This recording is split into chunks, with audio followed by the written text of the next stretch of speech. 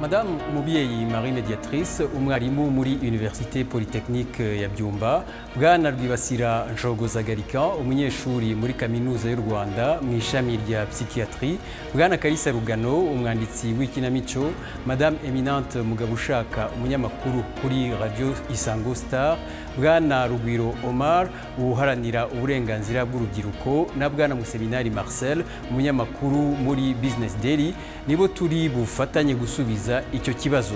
Tubahaye ikaze.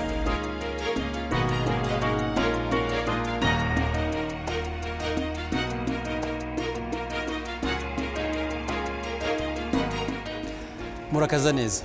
Mu mateka yacu twahuye n'ikibazo cyo kurebera kandi tuzi aho byatugejeje. Uruhererekane rw'ibiganisha ku bugizi bwa nabi nk'urwagaragaye mu Rwanda turusanga no mu tundi duce tw'isi. Twifashishije amasomo dukura ku mateka yacu twiyemeje kutarebera.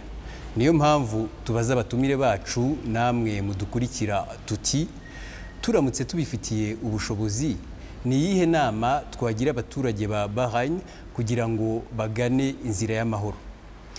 Madame umubyeyi Marie Mediatrice umwarimu muri Université Polytechnique ya Byumba, Bwana Rwibasira Nshogozagarika umunyeshuri muri Kaminuza y'u Rwanda mu ishami rya Psychiatrie, Bwana Kalisa Rugano umwanditsi w'ikinamico, Madame Eminente Mugabushaka umunyamakuru kuri Radio Isango Star, Bwana Omar Rugwiro umwe ubaharanira uburenganzira bw'urubyiruko na Bwana Museminari Marcel umunyamakuru muri Business Daily nibo bari budufashe gusubiza icyo kibazo.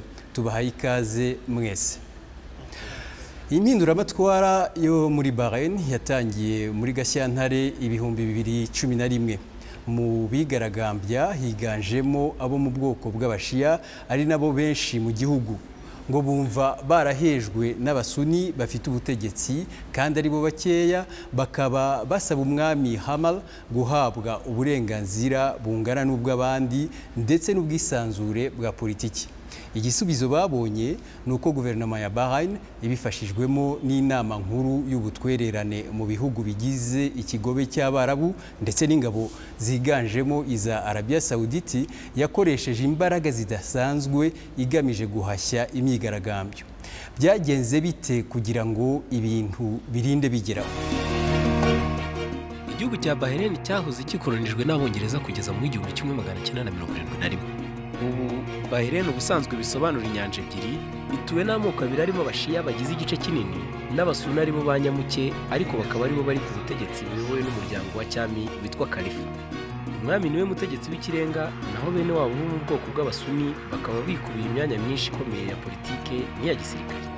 Ibi bikaba ari byo byateye kurebana y'ingwe hagati y'abasuni n'abashia.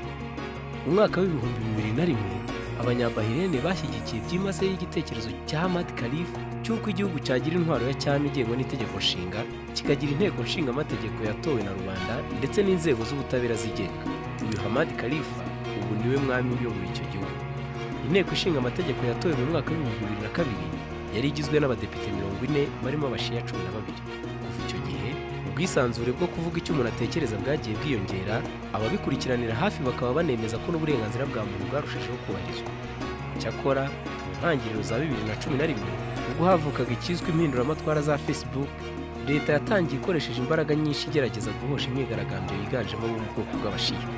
Abashia basabaga kugira ijambo mu butegetsi no guhagarika icyo babona nk'iyezwa mu kazi no muri za serivisi. Ibyari bimaze kubera muri Tunisia no mu Misiri biritse abayobozi baho byateye akanyabugabo ibihumbi n'ibihumbi by'Abanyabahrain bigaragambyaga maze bishingiye ibirindiro ahitwa Manama. Icyo gihe itangazamakuru ryerekanaga ibiba byose kugeza ubwo bigaragambyaga batatanyijwe. Icyakurikiyeho nuko nta kintu cyongeye gutangazwa mu binyamakuru, kubera ko ingabo za Bahrain zari zanze kurasa kuri bene wabo. Hitabajwe ingabo za Arabia Saudite maze zitatanya bigaragambirizaga hitwa Peace Square. Abigaragambyaga batangaje ko barashwe n'abamashi bari muri za kajugujugu. Ngo hari n'ibitaro byari byarahindutse bageraho ubutegetsi bwakoreraga iyicarubozo. Ubu abashia n'abasuni bose barahonyorwa na leta yabo yahisemo gukoresha ubugizi bwa nabi ngo ishobore gucicikisha abagize icyo bavuga, dore ko byose biba nta gisohoka kubera ko nta tangazamakuru ryigenga rihakorera. Mumaze kubona amashusho agaragaza ukuntu Bahrain yaganye mu makimbirane irimo, nagira ngo buri wese ambwire mu nteruro imwe ni iki cyabakoze ku mutima kurusha ibindi? Ni uburyo abaturage baharanira uburenganzira bwabo ariko bagasubizwa inyuma n'abakagombye kubumva bakabasubiza. Garikani n'ukuntu abaturage bagumya gupfa kandi itangazamakuru rikagumya kunigwa ngo ridatangariza amahanga ibirimo biraba. Abanyarwanda barabivuze ngo akari mu ihene niko kari no mu ntama. Icyanteye ubwoba nuko abanyagitugu bose ari bamwe ku isi yose barasa isano n'imwe. Eminante, ikintu cya mbere cyankozeho nuko aho n'abakomerekeye muri iriya myigaragambyo bakagombye gukirizwa ni mu bitaro habaye ibagiro hagombye gukirizwa amagara. Ni ikintu kibabaje.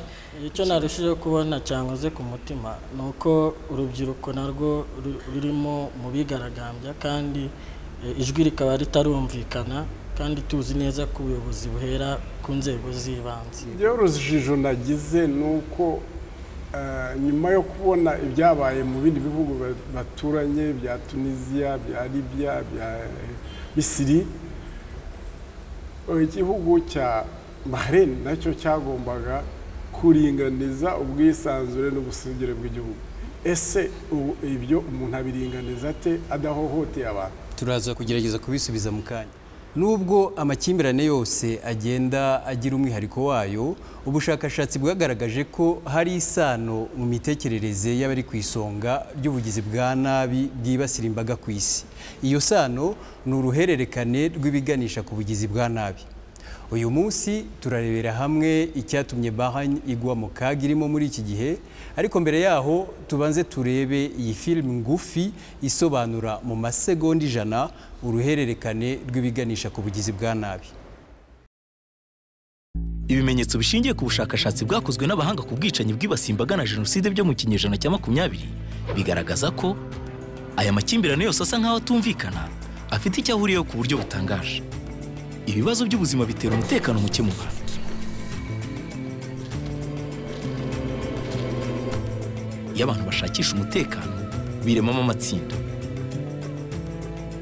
Amatsinda rero atangira gushyira ibibazo byabo ku bandi. Ibikomere byabo bitakize bibatera kwita abandi ba nyirabazana ibibazo bafite.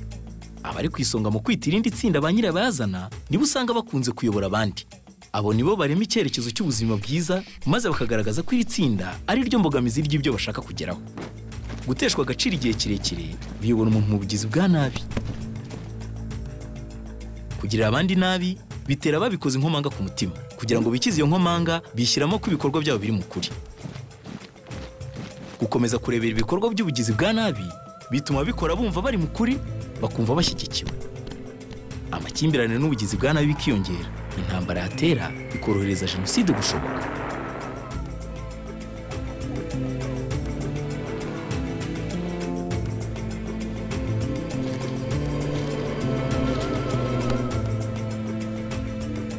Kugira ngo ukumire ikura ry'ubugizi bwa nabi ni ngombwa gukira ihungabana nk'ibikomere bitakize bishobora gutuma hongera kubaho ubundi bugizi bwa nabi.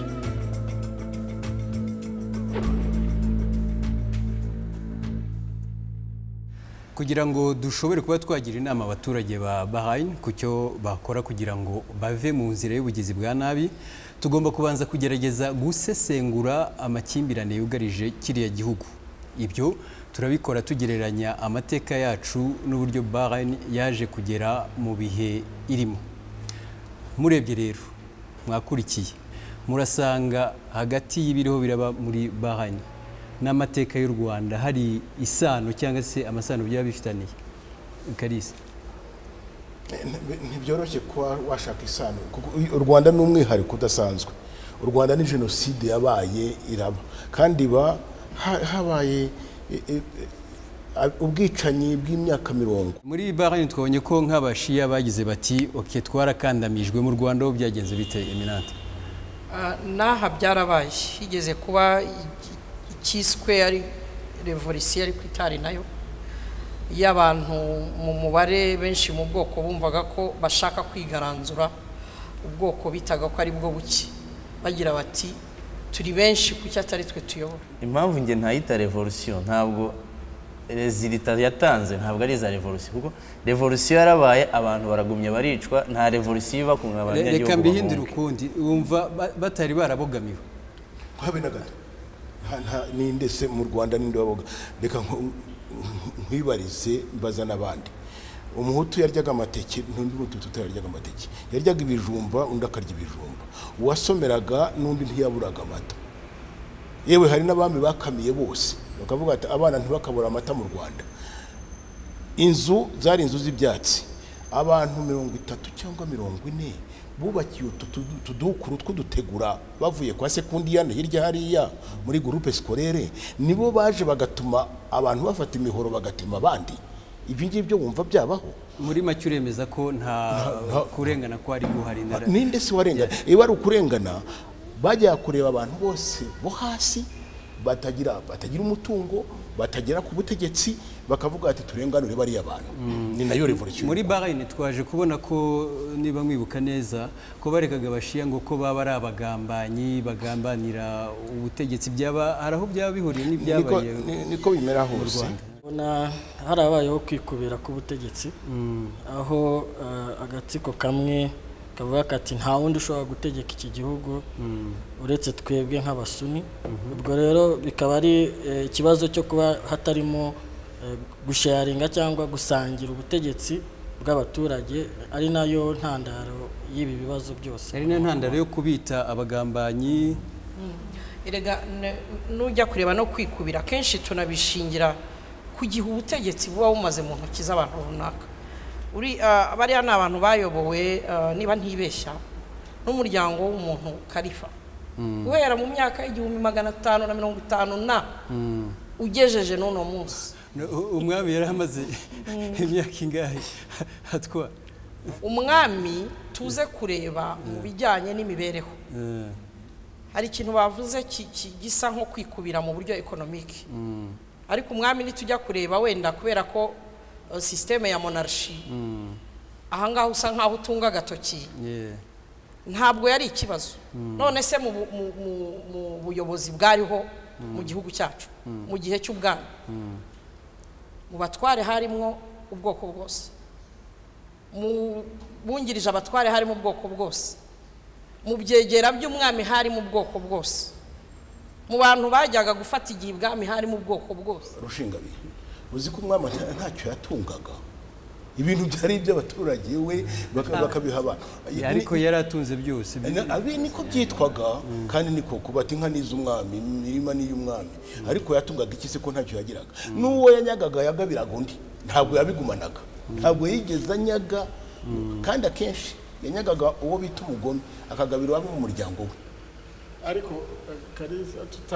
tutanagiye kure habagaho ubwoko bavuga ngo buva mu mwami ubundi bukavamo umugeni bigaherereka n'urumva ko ari nk'ibikavamo abatware système de régulation ndavuga uko abami bajyaga ku butegetsi nuko babuvagaho mu Rwanda bari bifite umwihariko uzwi mu mateka niko hari abimeze habe na gato ikindi nagira ngo tuganireho bisa naho bifite isaniro ngira ngo mwabyumvise mu Rwanda muzi byabaye muri Bahrain muzi byabaye icyari kubikemura ni iki baravuga bati amahanga yashoboraga kubikemura ariko ntiyabikemuye mu Rwanda wabibonye ute mu magambo make cyane mu mwaka w'1994 hano hari abantu benshi cyane baturuka mu mpande zitandukanye muri communauté internationale ibyabanjirije jenoside y'abatutsi yakorewe abatutsi mu Rwanda byose barabirebaga umunsi ku wundi yitwa ry'abantu bari baza amateka ko abenshi nabo banditse ibitabo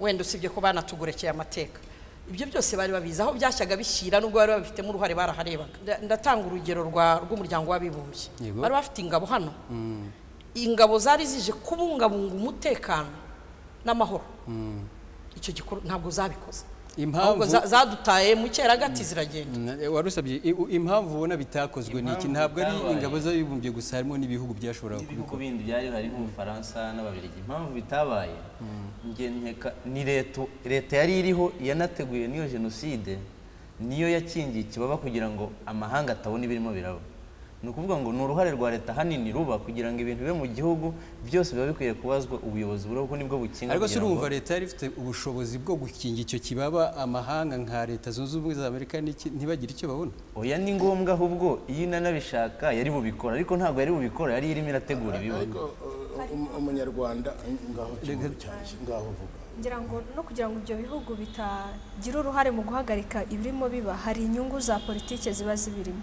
dufashe nko mu Rwanda icyo gihe twari mu muryango wa francophonie icyari kiriho nuko ibihugu nk'Ubufaransa byagombaga gushyigikira ubuyobozi buriho kuko bwari bushyigikiye uwo muryango wa francophonie no muri Bahrain niko mbona bimeze kuko hari dukurikiye nk'amateka ya Bahrain ubona ko Iran iri ku ruhande rw'abadashyigikiye ubuyobozi kandi ibihugu nka Amerika ntabwo biri kumvikana na Iran harimo icyo kintu kimeze nka ya ntambara y'ubutitana none aho buri gihugu gishyigikira ikindi mu bibi ariko hari mu izo nyungu za politiki ibyo se byaba bifitanye isano no mu Rwanda bijya gucika nuko nguko eminante uriya mwana w'umukobwa yavuga mu kanya ati twigire hino muri 1944 ariko tujye muri 59 ni prolongement n'uruhererekane rw'ubukoroni n'ibyabikurikiye byose nibyo byakomeje kandi bikomeza babandi no muri Loni abafite ijambo ni babandi